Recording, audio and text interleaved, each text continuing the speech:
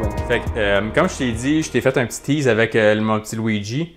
Ça n'a aucun rapport avec Luigi, mais ça a rapport avec United Healthcare. C'est une nurse qui fait un témoignage de quelque chose de fucked up que United Healthcare fait, qui est peut-être arrivé à... C'était la mère à Luigi, je pense? Ouais. Okay, ben. Un petit background pour ceux qui n'ont pas écouté le podcast sur Luigi, qui vit en dessous d'une roche. Luigi Mangione, c'est le gars qui a assassiné le CEO de United Healthcare en avant d'un hôtel. 3 semaines, un mois? Non, pas plus. Un mois et demi. Ouais. Un mois et demi. Plus que ça, peut-être.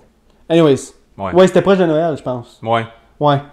Fait qu'un petit peu plus qu'un mois. Anyways. Ouais. Mais en tout cas, comme c'est le plus gros meurtre des dernières années. Parce que c'était fait sur caméra, puis tu le vois clairement. Archi-milliardaire, comme c'est gros... Fait qu'on va aller dans le rabbit hole de United Healthcare. Puis comme ça, c'est juste un témoignage d'un cas spécifique. Elle l'explique super bien, comme elle est encore à la job, elle vit en temps réel. Je vais vous le mettre en contexte parce que c'est en anglais. Là. Je vais vous mettre en contexte. C'est une nurse qui... même pas une nurse, pas vrai. Elle opère, fait que c'est une chirurgienne. Là. Puis, pendant qu'elle fait la chirurgie, elle se fait cogner, elle se fait taper sur l'épaule. United Healthcare t'appelle, ils veulent time out, faut que tu ailles appeler United Healthcare live sa presse.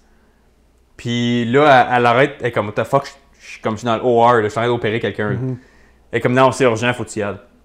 Puis là, elle va appeler United Healthcare, puis qu'est-ce qu'ils lui disent, c'est fucked up. Je vais le faire jouer. And insurance just keeps getting worse.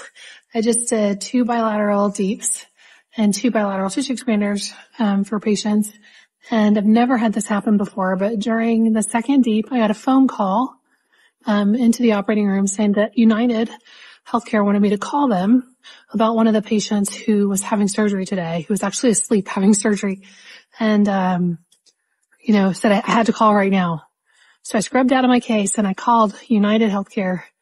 And the gentleman said he needed some information about her, wanted to know her diagnosis and whether her inpatient stay should be justified. And I was like, do you understand that she's asleep right now? And she has breast cancer. And the gentleman said, actually, I don't. That's a different department that would know that information. And I was like, well, she does need to stay overnight tonight. And you have all the information with you because I got approval for this surgery.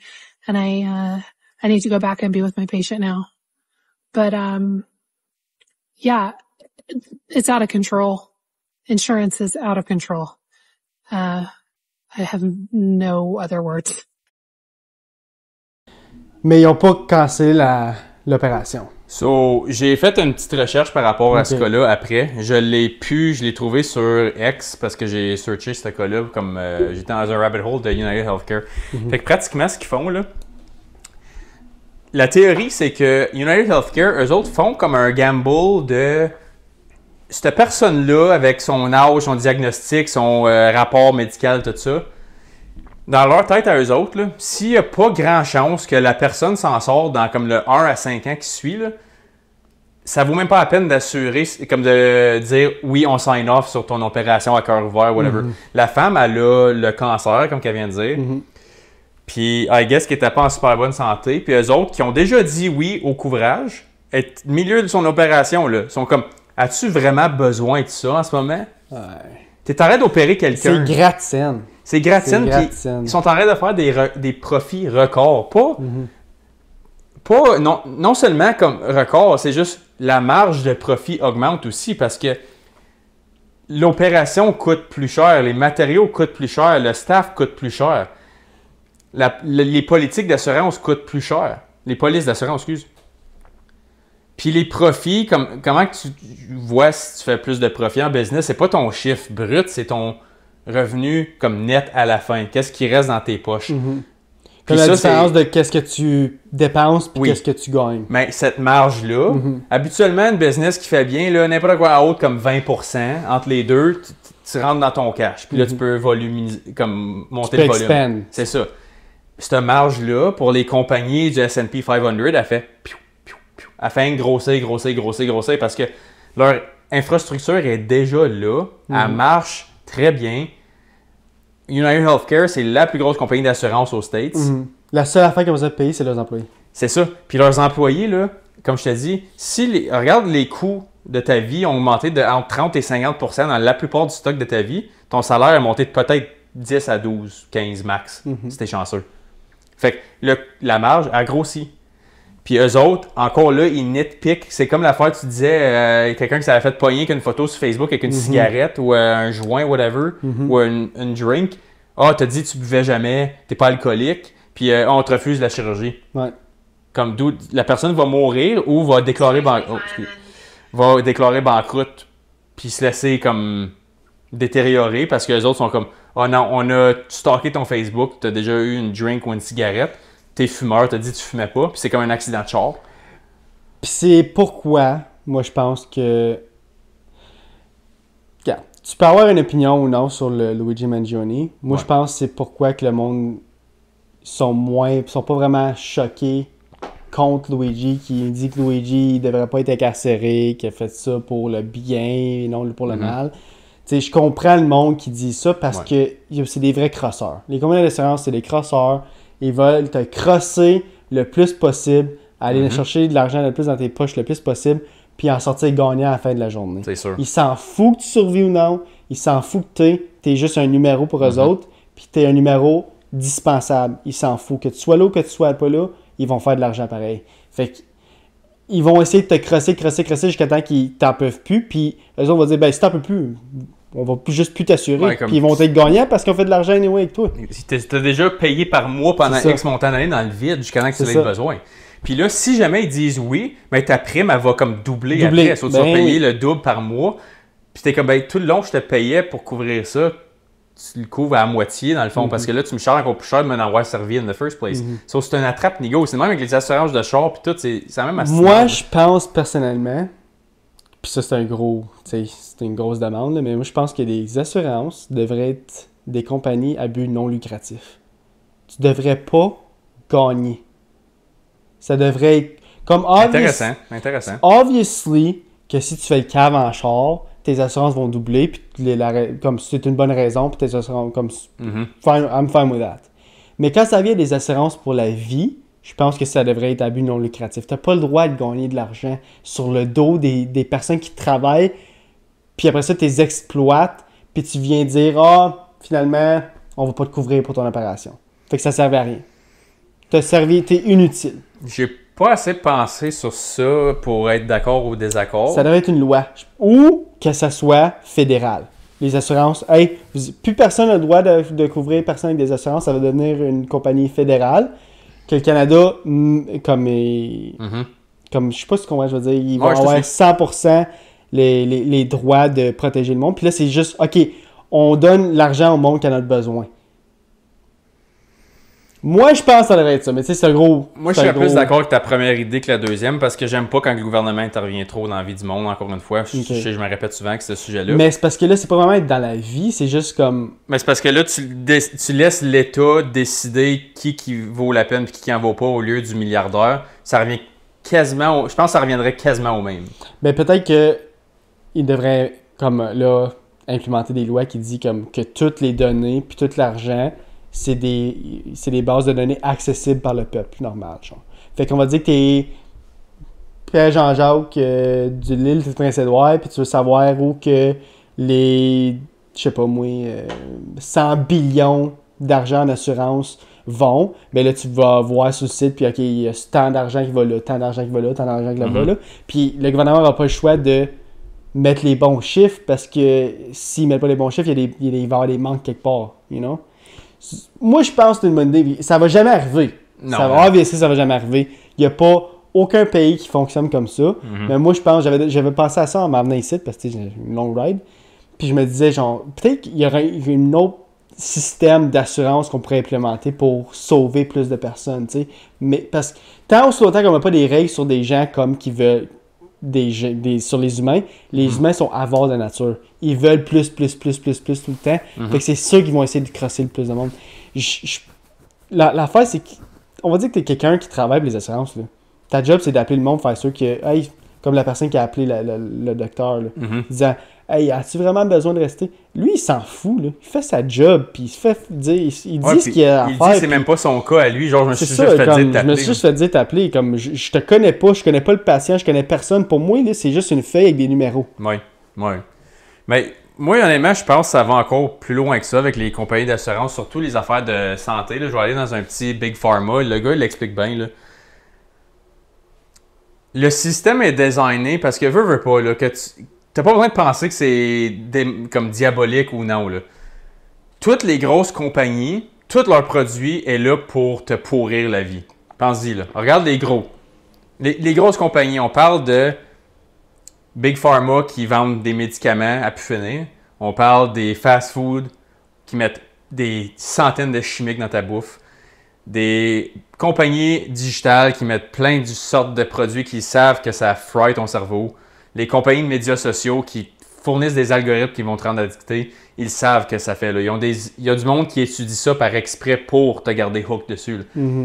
Si tu es pour faire un app, tu veux que le monde reste hook sur ton app, right? Comme c'est de nature. Pour faire de l'argent. Si je te vends des pilules, ben je veux pas que tu en prennes une fois puis tu sais guéri. Je veux que tu en prennes longtemps. Je te tuerai pas. Je vais t'en prendre longtemps.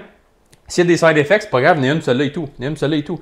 Le monde qui commence dans le rabbit hole de médicaments finissent à en prendre plus. Il n'y a pas une personne qui commence jeune à prendre des médicaments, rendu à 75 ans, il en prend moins qu'il en prenait quand il avait 30. Impossible. Parce que tu fais pas des changements holistiques de ta vie. Tu fais juste mettre de l'eau sur le feu, mais tu vas jamais éteindre où c'est que ça partit. Tu vas juste pitcher de l'eau et t'espères à un moment donné, il arrête. Puis eux autres, ils savent que ça n'arrêtera pas. Puis ce gars-là, il explique super bien. So you run out of the essential nutrients your body needs, then something breaks. So you go to the only medicine that your insurance pays for, which is allopathic MD-directed medicine. The doctors don't know anything about medical nutrition. They don't believe that the body can cure itself, so they give you a drug that manages the problem. The drug, in its working in the human body, also burns through nutrients. So after 6 months or a year, the drug stops working, or they need to increase its potency, or they need to give you a second or a third drug. And then you get worse, and then you need another drug, and then it gets worse, and then you need surgery, and then you get a secondary infection from the surgery, and then you need another drug for that, and then you die. And then your relatives are so grief-stricken that they organize a 5K run on your behalf to come up with a cure for stomach cancer. And who do they give the money to? The people that failed you in the first place. Damn. Ça, c'est juste truth bomb. Là. C'est comme le point de l'assurance. Il a vraiment bien dit. Il dit, le système qui veut te fournir des pilules, c'est le seul système que ton assurance couvre. Il va pas te fournir le gars qui est comme « Ah, t'as-tu déjà essayé de manger mieux? » Comme, va voir ton docteur, là, dis « J'ai fucking mal ici. » Il va pas te prescrire « Ah, voici un petit programme d'entraînement que tu pourrais faire à la maison gratuitement pour renforcer genre tes ligaments, tes... » Non. Prends ça, c'est un anti-inflammatoire. Si ça, dans 2 semaines, t'as encore mal, viens me revoir, on va checker qu'est-ce qu'on peut faire. La première affaire qu'il va te dire, ton médecin, c'est « J'ai une affaire que tu vas décasser dans 5 minutes avec un papier, tu vas aller à la pharmacie Jean Coutu, tu vas poigner ta prescription, ton assurance va le couvrir, que tu payes par mois déjà. » Puis, il y a pas, eux autres sont tous associés ensemble. Il ne peut pas te fournir quelque chose qui ne fera pas de cash dessus. Parce que sinon, sa job ne sert à rien. L'argent vient d'où? Le Big Pharma. Le Big Pharma, son argent vient d'où? Les assurances. L'argent de l'assurance vient où? Tes poches. Ouais. C'est un hamster. C'est vicieux. Le hamster court sur cette roue-là, puis toi, si tu ne pitches pas ton cash là-dedans, tu n'auras pas d'aide. Parce que ton assurance ne couvrira pas. Ton assurance va te couvrir un personal trainer au gym qui va renforcer ton corps, un nutritionniste qui va te faire manger comme du monde pour de vrai? Non. Il va te fournir ton médecin de famille qui va te fournir à une institution du Big Pharma qui paye son salaire. Pour te garder dans le loop. Puis je te dis pas que le médecin de famille, il est mauvais. Je fais juste te dire, lui, sa job, c'est de s'assurer que son chèque de paie rentre pour que sa pratique continue. Puis si tu n'es pas fourni au Big Pharma comme des United Healthcare qui vont te fourrer in the last place, comme qu'il dit, tu n'auras pas d'aide. Ils vont dire, ben va-t'en ailleurs, va au privé, puis paye tes propres poches, puis continue à payer tes taxes pour ton système qui t'a amené à moi in the first place. So là, tu perds. Puis si le monde qui a de l'argent, là, ils vont pas avoir un médecin de famille. Ils vont avoir quelqu'un au privé, parce que tu le payes pour de l'aide précise. Tu lui dis, écoute, j'ai tel problème, c'est quoi la solution? Je veux pas prendre des médicaments, je veux pas d'opération, aide-moi pour vrai. Parfait exemple. Pour mon épaule, je voulais pas aller passer 8 heures à l'hôpital. Fait que je suis allé au privé, mais il a fallu que je paye pour le privé. Oui, mais l'affaire, c'est que ton aide au privé va être mieux. Ouais. Puis l'affaire, c'est que tout ce qui est public, comme je te dis, il faut que ça fasse de l'argent. Parce que ton argent que tu mets, là, le monde est pauvre au coton. Là. L'argent que les autres mettent, ils vont juste te faire payer à travers. La compagnie d'assurance est juste là comme un smoke show pour l'État. Ton médecin de famille, c'est l'État qui paye pour ça, mais qui vient de tes taxes. Là. Chaque personne au Canada paye environ 7 000 $ de taxes pour son service médical par année. Je sais pas si tu le savais. Là. C'est de l'argent tabarnak, ça. C'est beaucoup. Tu as 7 000, comme de tes taxes que tu payes par année, environ 7 000 $ qui s'en va pour ton bien médical, qui fait juste fournir le monde qui vont aller se faire fourrer par les compagnies d'assurance qui vont couvrir des paquets de pilules anyway, puis des chirurgies, quand il y aurait eu potentiellement d'autres manières de guérir la chose, mais elle n'est pas couverte par tes assurances, crosse-toi. C'est un servicieux puis c'est du bon avoir. Puis je pense que c'est pour ça que Luigi va être vu comme un héros, moi. Il n'y a pas grand monde online qui chiale contre lui, en tout cas. Moi, je n'ai pas vu. Moi non plus, mais...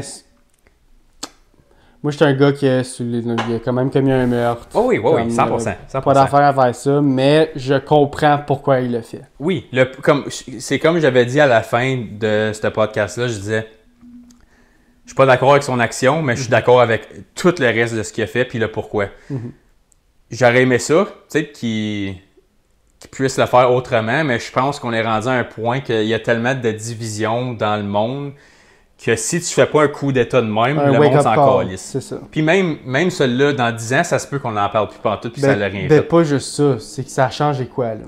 C'est ça l'affaire. Ça a changé. Là, c'est un différent CEO qui va crosser le même monde. 100%. C'est la même chose. 100%. Puis je voulais juste j'ai une coupe de fun fact médical.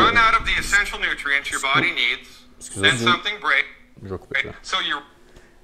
J'ai une coupe de fun fact par rapport à l'industrie médicale. Au Canada, ta minute, c'est par rapport au suicide assisté. Ah, ok. Ouais. Ta minute, faut que je le trouve, le clip. Là. Que moi, je pense que... Non, c'est pas... Moi, je m'en vais pas dans les opinions. Ok. So, je trouve pas le vidéo live, mais je me souviens des stats. Si je le trouve, je vais le mettre à l'écran. Josh, c'est juste Josh qui l'aura pas vu. So fuck Josh. Fuck Josh. Okay. Puis, la Californie puis le Canada ont commencé leur programme de suicide assisté en même temps en 2016. Les deux ont à peu près la même population. En Californie, il y a eu environ 850, ou je pense que c'est 863 le chiffre, si je m'en souviens bien. Là. Vous allez le voir à l'écran, vous l'avez déjà vu. 863 cas de suicide assisté. Devine au Canada combien? Ah, il y a eu des 1000. Plus de 50 000. Pourquoi? Pourquoi il y a une grosse différence de même? Probablement que les lois en Californie sont plus strictes. Non, même pas. C'est qu'au Canada, c'est gratuit. Ah! Aux États-Unis, ça coûte quelque chose. Ça coûte de l'argent. Mais l'affaire qui me fait, je dis rire, c'est pas comme un haha, c'est drôle, mais c'est ironique parce que si t'es pour te tuer, pourquoi tu t'en calisses pas de payer pour? Ouais. Comme même si c'est 5000 $, ramasse 5000, fais-les. Comme, si t'es pour le faire, sérieusement. Ouais, mais on va dire que t'es sur ton pied de mort. Tu ramasses 5000 quand même? Non, mais comme, je sais pas. Comme, mais c'est ton ça, pied je de veux mort, dire. ton lit de mort, excusez. Je sais pas. Va voir un loan shark, fais-toi donner de l'argent, je sais pas. Oui, figure de quoi? Je le mettrais sur ma carte de crédit, c'est tout. Moi, comme figure de quoi? Ça, je veux dire. C'est pas moi qui vais le payer après. Non, comme, c'est justement, t'es mort après, fait que techniquement, tu t'en crises déjà, t'es déjà prêt à partir. Mais je trouve ça plate que je trouve pas le vidéo. Mais ça, c'est la statistique numéro 1, je voulais te montrer par rapport à ça. Numéro 2, devine combien de personnes qui sont mortes dans l'histoire à travers les guerres? Ouf. Prends un guess. 1 billion. T'es pas mal. C'est littéralement ça. Ouais? Ouais, tu l'as eu. 1 billion? Ouais. Environ 1 milliard. Si que je suis fort, mais... Environ 1 milliard. Devine combien de personnes qui sont mortes à travers des procédures d'avortement légal. D'avortement légal? Comme que ça a été recordé, genre. Pas comme t'as fait ça chez vous dans le cours. Là. Comme au Canada, aux États-Unis dans ou le les monde. deux? Dans le monde? Ouais. 5 millions. 1,3 milliard. 1,3 milliard de personnes. Puis fun fact par rapport à... Juste d'avortement? Juste avortement. Puis fun fact par rapport à l'avortement, ça je te l'avais déjà dit dans un autre podcast, j'ai plus le chiffre, ça fait fucking longtemps, ça fait peut-être 6 mois de ça, peut-être 1 an même. La population afro-américaine, la cause numéro 1 de décès aux États-Unis, c'est l'avortement. Ouais, ça je savais. Juste pour te mettre en contexte. Mais c'est parce que tu le prends comme une forme de décès à cause. Ben, si tu veux les considérer comme un humain. Si t'es prêt à les considérer comme un humain qui allait avoir une vie puis tu le considères un meurtre, tu considères ça un double homicide. Personnellement, je trouve que tu devrais avoir le droit, mais tu tues quand même un bébé. Oui, 100%. Mais moi, comme je te dis en ce moment, mon point, c'est pas de faire... Je fais juste dire des statistiques. Okay. Je fais juste dire des statistiques. C'est dur de pas dire nos opinions, hein? Oui, mais en ce moment, je me trouve pas pire. J'ai rien dit jusqu'à date. Mais surtout, aujourd'hui, je trouve que t'as bien fait ça. Ouais, I guess que... La semaine passée, avec Trump aussi, bien fait ça. Moi, l'affaire avec Trump en ce moment, c'est que ses affaires, ça sonne quasiment too good to be true. Fait que je veux juste voir que ça va donner first avant de dire comme... Ça fait juste... Quoi, une semaine qu'il est président? Ouais, c'est... je vais le croire, mais que je le vois. On va attendre, c'est ça, on va attendre. Pourquoi je trouve pas le style d'affaires comme... je voulais te montrer l'affaire de... Prends ton temps, puis coupe ça. Ouais, c'est peut-être ça ma affaire. Ok, ben, je le trouve pas. Puis, dernière affaire, tu sais, je parlais de Luigi. Il y a eu une affaire, ils ont fait comme des comparaisons bizarres, c'est weird. So, P. Diddy puis Luigi sont dans la même prison. Les deux, leurs avocats sont mariés. Comme... Ah ouais? Ouais, les avocats. Comme l'avocat Luigi est marié à l'avocat de Diddy. Puis, écoute ça, il y a une autre affaire ici. C'est tous des avocats renommés. Ah oui, dans le fond. Fait que là, ça dit Luigi versus Diddy Kong, genre, comme dans le jeu. Ah, c'est con. Puis, attends, mais là, il y a une autre affaire qui est bizarre ici. Puis là, il y a un gars qui a écrit dans les commentaires Wait until you hear one of the judges in Luigi cause is married to an ex-CEO of Pfizer. She holds stock in the healthcare system. Fait que là, il y a une conspiracy, ça a l'air que comme... Le juge va être influencé. Le juge va être influencé à faire chier Luigi parce que ça a l'air que sa femme est comme une... Mais l'affaire, c'est que no matter what, il va avoir 25 ans, c'est sûr. Il a fait un meurtre pareil. Là. Ça change rien, moi, je pense, personnellement. Là. Ouais. Mais c'était juste une coïncidence, genre... que Luigi puis Diddy c'est dans la même prison puis que leurs avocats s'est mariés. Weird. Deux cases qu'on a couverts ici. Ouais, fait que... Aucune nouvelle de P. Diddy, by the way. On attend la date de cours. Je pense plus qu'il va y avoir de nouvelles sur lui. Non. On en a parlé beaucoup ici sur le podcast, mais... je sais que ça fait comme une couple de semaines qu'on n'en parle pas, mais il n'y a aucune nouvelle. T'sais. Non, ça a vraiment... die down. C'est vraiment mort un petit peu. Je pense que juste le Trump il a juste take over l'Internet. Là. Mais ça va être ça pour un bout. Oui. Puis honnêtement, comme je te dis, c'est pour ça que je me suis fermé la gueule par rapport à ça. Puis j'ai fait une décision consciente de pas trop regarder là-dessus parce que mon algorithme, j'ai vu qu'est-ce qu'il veut faire. Là, comme j'ai compris. Là, je veux juste voir parce que tout le monde a l'air trop optimiste. Puis la seconde, quelque chose va aller mal. Ça va être comme, oh non, le monde tombe. Mais c'est comme, tu t'attendais à quoi? Un miracle? Genre, comme, tout le monde promet des choses qu'ils font pas. Comme, pourquoi ça serait différent cette fois-ci? On va attendre. On va voir. Juste le futur va nous le... démontrer. Des fois, je m'en vais dans des... Je commence des phrases, je ne sais pas vraiment où je m'en vais, mais tu sais, je m'en vais quelque part. Sur ça, J'aime ça. merci à tout le monde d'avoir écouté jusqu'à la fin. Oui. Pour ceux qui ont écouté jusqu'à la fin. Pour ceux qui ont écouté juste le True Crime, merci d'avoir écouté le True Crime. Comme que je dis à chaque fin de podcast, on est partout, guys. Like, comment, subscribe, puis on se voit la semaine prochaine. Yes, sir. Peace. Salut.